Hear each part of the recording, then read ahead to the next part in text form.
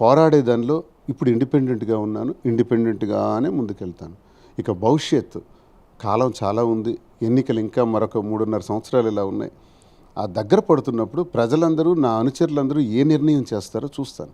వాళ్ళ నిర్ణయం మేరకు నా భవిష్యత్తు నిర్ణయం ఉంటుందని మీకు తెలియజేస్తున్నాను. సార్, ఒక బీసీ నాయకుడిగా ఉత్తరాంధ్ర వెనుకబాటుతనాన్ని ముందు నుంచి కూడా మీరు వ్యతిరేకిస్తున్న పరిస్థితి ఉంది. ఈ నేపథ్యంలో ఉత్తరాంధ్ర బేస్డ్గా సొంత పార్టీ కూడా మీరు పెడతారు, ఉత్తరాంధ్రనే టార్గెట్గా చేసుకునే ఊహాగానాలు కూడా వినిపిస్తున్నవి.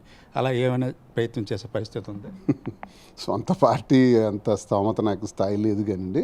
కాకపోతే ఉత్తరాంధ్ర మీ ప్రాంతం గురించి గళమెత్తి మాట్లాడాలి, ఉద్యమ తీరును ముందుకు తీసుకెళ్ళాలి. ఎలాగూ నా తీరు ఎవడికి నచ్చదు, నాకు టికెట్లు ఇవ్వరు, పోతే పోని, నా తీరు నచ్చకపోతే ప్రజల కోసం ఉందాం, అందుకే మీరే టికెట్లు ప్రజల కోసం పోరాడదాం. ఉత్తరాంధ్ర అనే ఒక ఈ ప్రాంతాన్ని తీసుకుందాం, గట్టిగా చేద్దాం. కళింగాంధ్ర అండి ఇది, ఉత్కళాంధ్ర.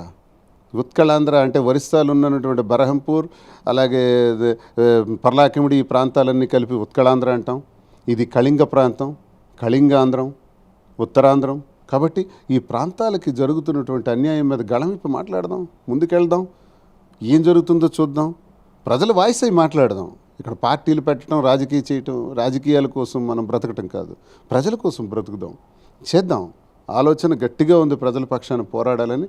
ఉత్తరాంధ్ర గొంతై కూడా మాట్లాడి ముందుకు తీసుకెళ్ళి దువ్వాడ శ్రీనివాసరావు మాదిరి బయటకు వస్తే పార్టీలకు అతీతంగా జనాలు ఒక సెలబ్రిటీకి ఇచ్చేటట్టు ఒక గుర్తింపు మీకు ఇస్తూ మీతో సెల్ఫీలు కూడా ఎగబడిన పరిస్థితి ఉంది.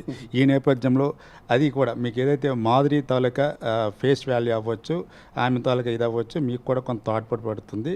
పూర్తిగా మీ రాజకీయ అడుగుజాడలు అన్నీ కూడా ఆమె డిసైడ్ చేస్తుంది, ఆమె కనుసనలోనే మీరు జరుగుతున్నవని ఒక వార్త కూడా ఉంది బయట. దీన్నేమో లేదండి, ఇప్పుడు 90% దువ్వాడ శ్రీను ఇలాంటోడా అని ఏడాది క్రితం అన్నారు.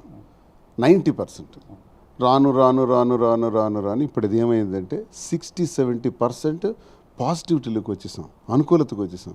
మా వ్యూవర్షిప్ మా ఇద్దరిది కలిపి 2,45,00,000 పైచిలుకుంది.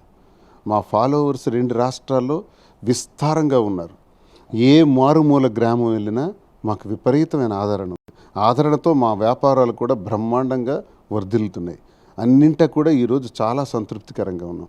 ఇంత పాజిటివ్ రెస్పాన్స్ని ఏం చేయాలా, మాధురి కానీ నేను కానీ దాన్ని ఒక సరైన ప్రయోజనం కొరకు, ప్రజల కోసం, మహిళల కోసం, విద్యార్థుల కోసం, యువత కోసం, వారి యొక్క సమస్యల కోసం. మన డిఎస్సి మీద కూడా ఎవ్వరూ మాట్లాడలే, నేనే మాట్లాడాను. విద్యార్థులకి, యువతకి జరుగుతున్న నష్టం మీద గొంతెత్తి మాట్లాడాను. నేను మీకోసం నిరాహార దీక్ష చేస్తాను, సిద్ధం కండి అని చెప్పాను. కానీ ప్రభుత్వానికి భయపడి చాలామంది ముందడుగేళ్ళు, పిల్లలు కదా, వాళ్ళ జీవితాలు పోతాయి, భయపడ్డారు. నేనైతే ఆ స్థాయిలో ఉన్నాను. అలాగే ఏదో ఒక సమస్య వచ్చిన ఆ సమస్య గురించి ఇద్దరం కలిసి పోరాడతాం. ఇది దిశ లేకపోతే ఆమెకి నేను లొంగుండడం, నాకు ఆమె లొంగుండటం కాదు.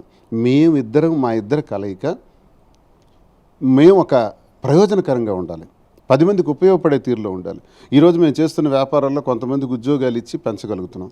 రానున్న మరొక 2-3 సంవత్సరాల్లో ఒక 1000 మందికి జీతాలు ఇవ్వాలి. హైదరాబాద్లో ఒక 1000 మందికి జీతాలు ఇచ్చే వ్యాపారాలు మేము చేయాలి. ఇప్పుడు 100 మందికి ఇస్తున్నాం. ఇలా వ్యాపారాన్ని ఒకవైపు అభివృద్ధి చేస్తూ, ఆ వ్యాపారంలో వచ్చిన ఏమైనా మిగులుంటే ఆ మిగిలిన ప్రజల కోసం సేవ చేస్తూ ముందుకెళ్ళాలని ఒక ప్రగాఢమైనటువంటి నిర్ణయం తీసుకున్నాం. ఈ నిర్ణయంలో ఇద్దరం కలిసి పనిచేస్తాం, ముందడుగేస్తాం, అందులో డౌట్ ఏం లేదు.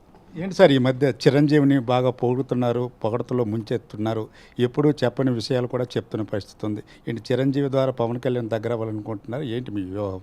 చిరంజీవి గారిని నేను ఎప్పుడూ విమర్శించలే, ఎందుకంటే ఆయన చాలా మంచి వ్యక్తి, సున్నితమైన మనస్కుడు, చాలా మంచి వ్యక్తి. నాకు చిరంజీవి గారికి 70 ఏళ్ళు వస్తున్నాయి. ఆ 70 ఏళ్ళు వచ్చేటప్పుడు ఒక టీవీ ఛానల్లో 70 మంది సెలబ్రిటీస్ని సెలెక్ట్ చేస్తూ అందులో మమ్మల్ని కూడా సెలెక్ట్ చేశారు. అప్పుడు చిరంజీవి గారి గురించి అడిగినప్పుడు నేను చెప్పాను, చిరంజీవి గారు అన్నయ్య పెట్టినటువంటి పార్టీలో నాకు చాలా గౌరవించారు, జిల్లా అధ్యక్షుని చేశారు. అలాగే నా కోసం చిరంజీవి గారి టెక్కలొచ్చి దగ్గరుండి నామినేషన్ వేయించారు. అన్నయ్య నా కోసం చిరంజీవి గారు సూర్యుడి గుర్తు రాష్ట్రంలో పోటీ చేసిన ఒకే ఒక్కడిని నేను. అదే చిరంజీవి గారు నేను ఎన్నికల్లో డబ్బులు ఖర్చు పెట్టేసి రాజశేఖర రెడ్డి గారి మరణానంతరం ఆ ఎన్నికలో నేను విత్డ్రా అయిపోయినప్పుడు సీనుకు డబ్బులు ఖర్చు అయిపోయి ఉంటాయని చెప్పి డబ్బులు కూడా నాకు పంపించి నాకు ఆర్థికంగా ఆదుకున్నారు చిరంజీవి గారు అని చెప్పినవన్నీ నిజం.